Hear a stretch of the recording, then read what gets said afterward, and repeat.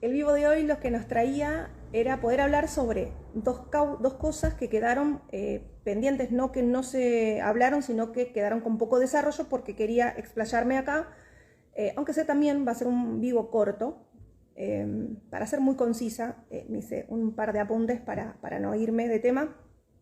Es hablar, dentro del abuso sexual contra niños, niñas y adolescentes, es hablar sobre el consentimiento y la prescripción, que últimamente estuvieron hablando de este tema en los medios de comunicación, muchas veces un poco mezclado y un poco errado, entonces estaría bueno poder plantear de qué estamos hablando cuando hablamos. Vamos a empezar a hablar del consentimiento.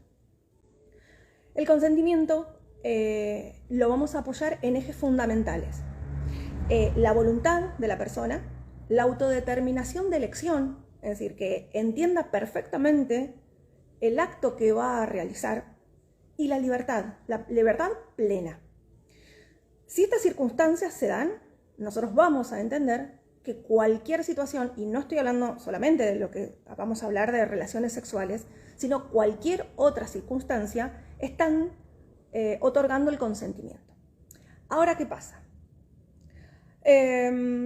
Cuando alguno de estos pilares fundamentales, sobre todo cuando hablamos de la autodeterminación, falla o está viciado, bueno, ahí ya obviamente que cortamos por completo el tema del consentimiento. Claramente vamos a estar frente a un delito.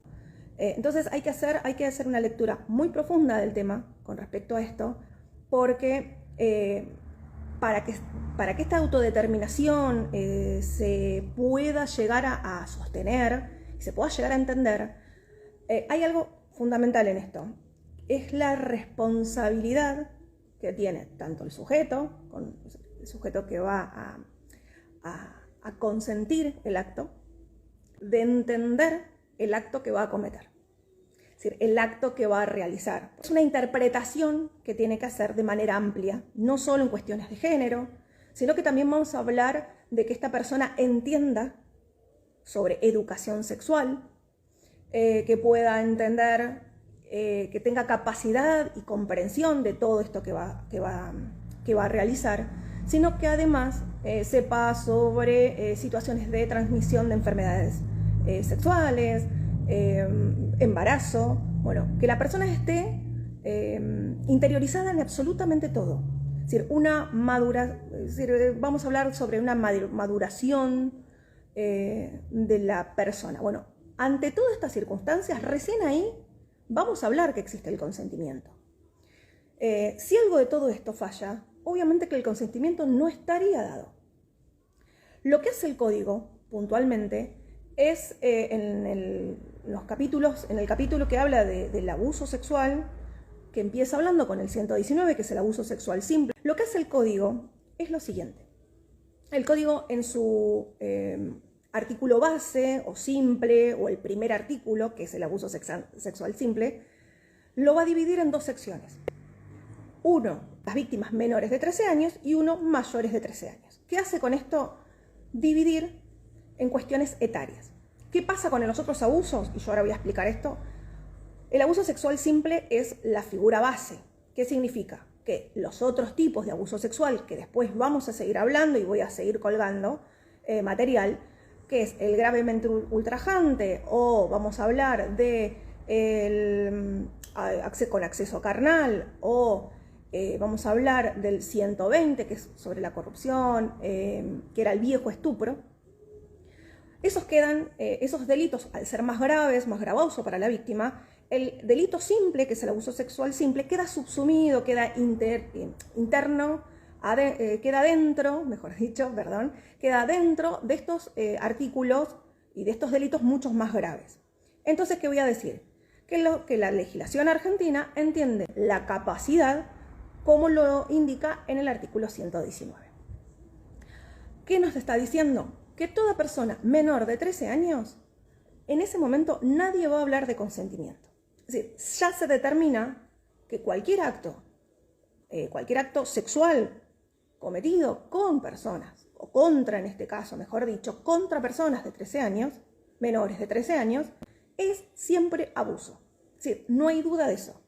¿Qué nos pasa con esto? No le permite a la defensa generar prueba en contrario. ¿Qué estamos diciendo? Que la defensa sí o sí sabe que eso fue abuso y no va a poder plantear material probatorio para decir que la víctima consintió. Entonces, no se habla. La legislación argentina no habla de eso.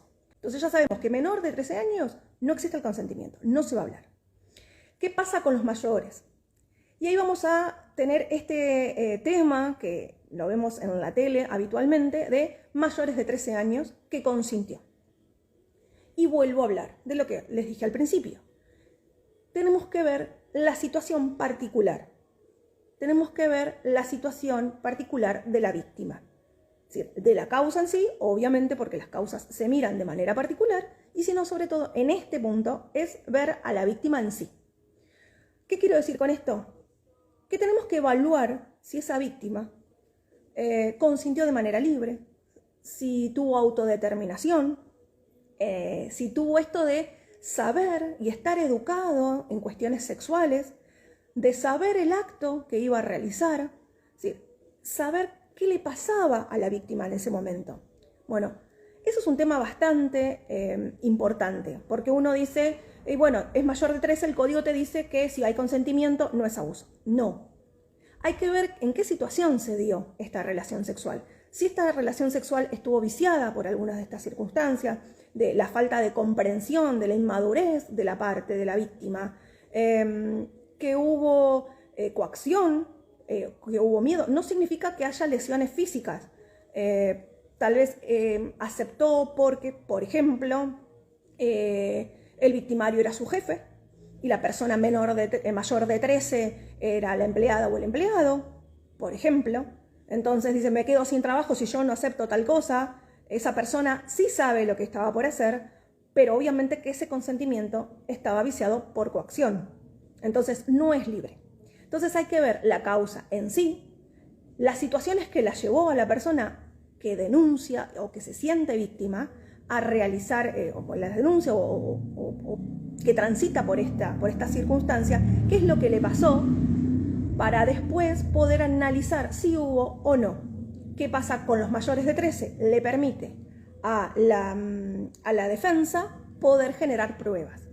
Por ejemplo, con testigos, no sé, mails, pero todos vamos a tener que entender que la mirada, si bien va a poder aportar su prueba, la defensa, la mirada va a estar puesta en la víctima, en lo que realmente sintió, si estuvo viciada ese consentimiento y de qué forma. No, por eso no digo si eran adolescentes o no, esto es mayores de 13 años, también pasa para las personas adultas. Así que bueno, el consentimiento se basa en esto, en dividir mayores y menores de 13 y sabiendo que los de 13 años no vamos a hablar de consentimiento, los menores de 13 años, porque se va a entender que hubo abuso sexual. Y para los mayores de 13 se evalúa si esa aceptación de realizar un acto sexual estuvo libre, autodeterminado o estuvo viciado por alguna de las circunstancias. Por estar amenazado, por haber coacción, por haber violencia, sí. Hay que determinar el caso en concreto.